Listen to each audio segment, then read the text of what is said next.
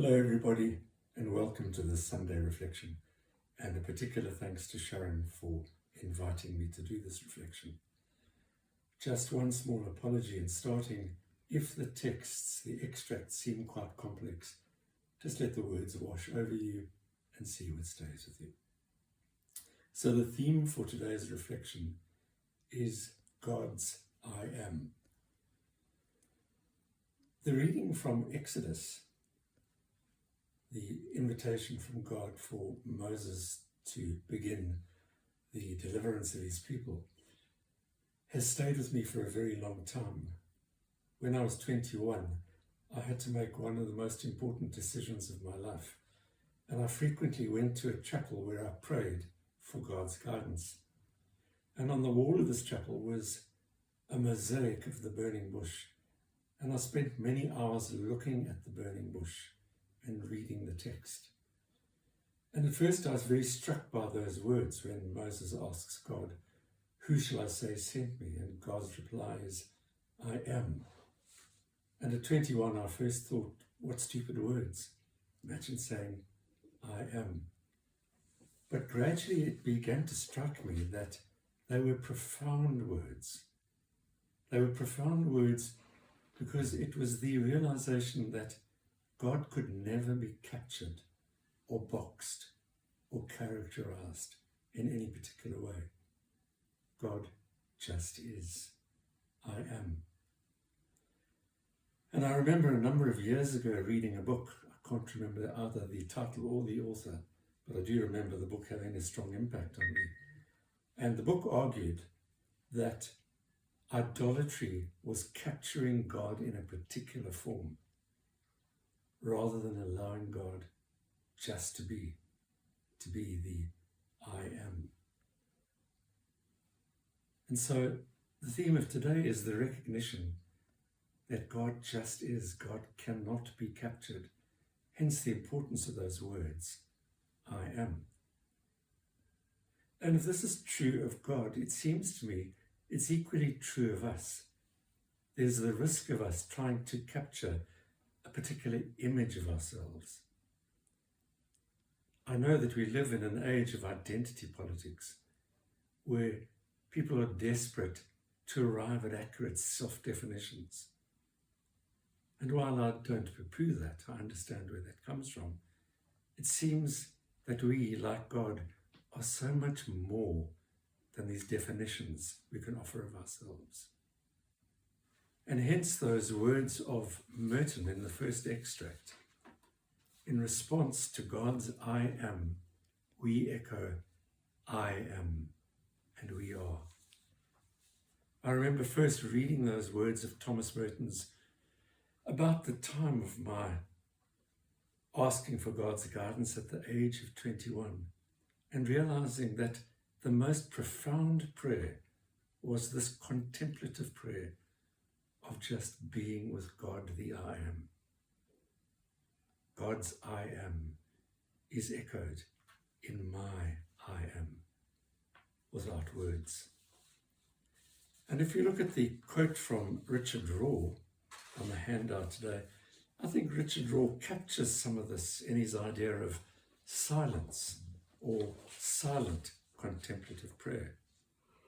He says, silence is not just that which happens around words and underneath images and events. It has a life of its own. It is a phenomenon with an almost physical identity. It is beauty in itself, to which we can all relate. Philosophically, we would say that being, I am, is the foundational quality which precedes all. When we relate to naked being, I am, we learn to know life at its core. Silence is at the very foundation of all reality and being. It is that out of which all being comes. There's Richard Raw, I think, offering a perfect description of what it means to find our sense of God and ourselves beyond words, so that all we're able to say in response to God's I am is I am. Matthew Fox, the theologian of creation theology, tries to capture something similar in what he calls the isness of God. God is, I am, God is. And if you look at the two quotes from Matthew Fox, he says, the I am is the name for the Divine One. This reminds us that the Divine One is everywhere and omnipresent. The divine I am is there for the asking. We all carry it within ourselves, just as we carry the Christ within ourselves. And that seems to echo the words of Thomas Merton, that in response to God's I am, we say, I am.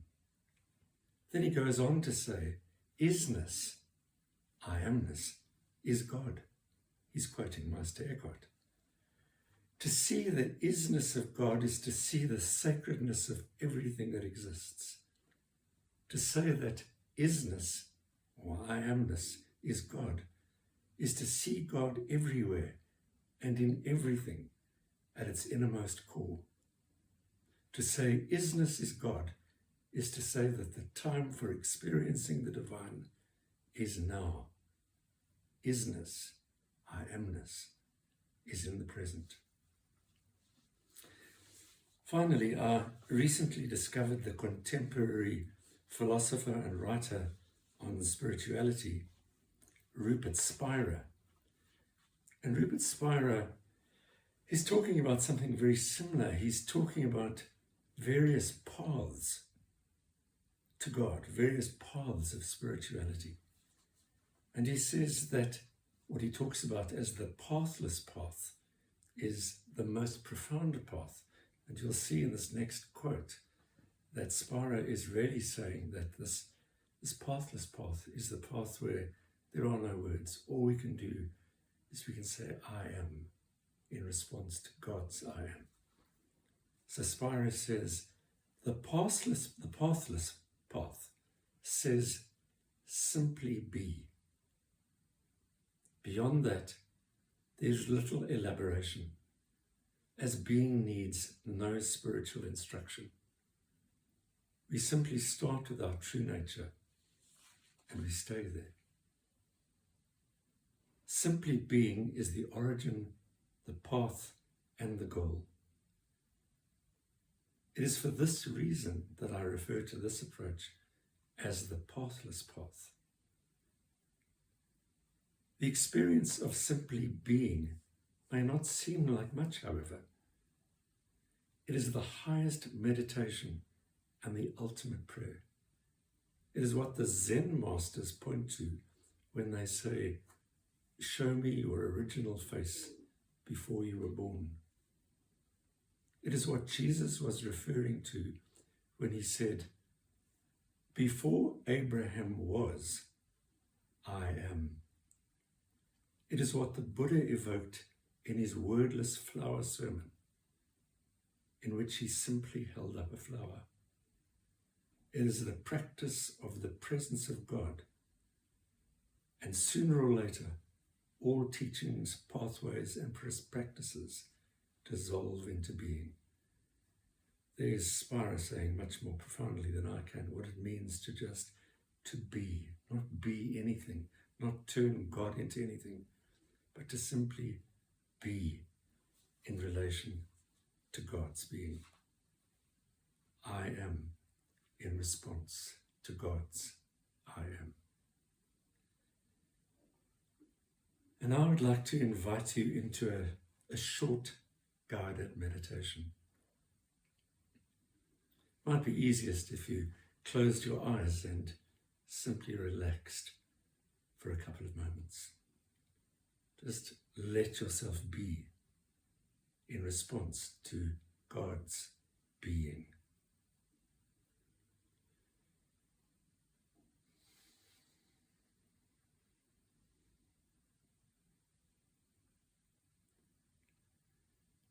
So to start this meditation, think for a moment of how you would best describe God. if somebody asked you, what is God? Think of all the ways that you can describe God, that you do describe God, that you use for thinking about God. Take a couple of moments to think of all the ways that you think about God, that you relate to God, that you would describe God.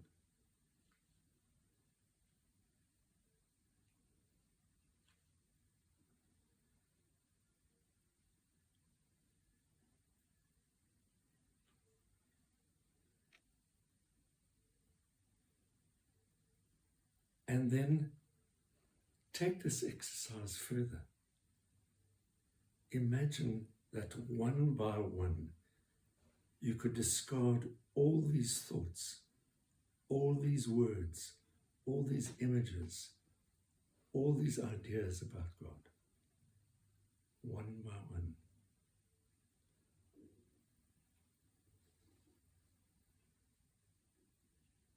Until eventually God is nothing, no thing. There are no words left for God. God just is. I am.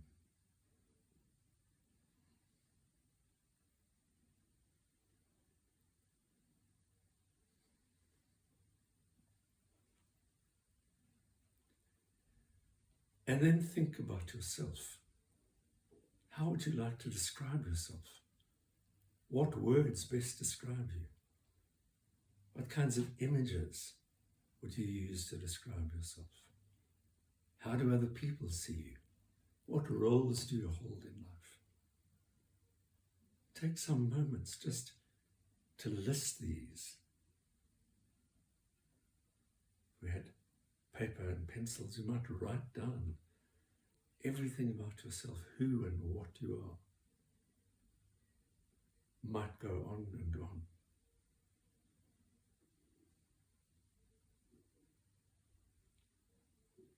And then imagine again, in the same way, that one by one you get rid of these words to describe yourself.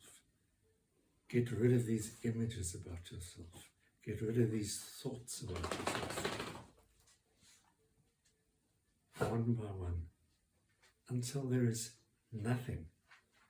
There are no words to describe yourself.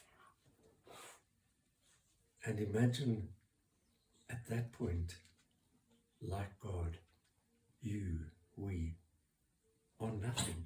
We are no thing which can be described in words. I am nothing but I am. I just am. I am nothing.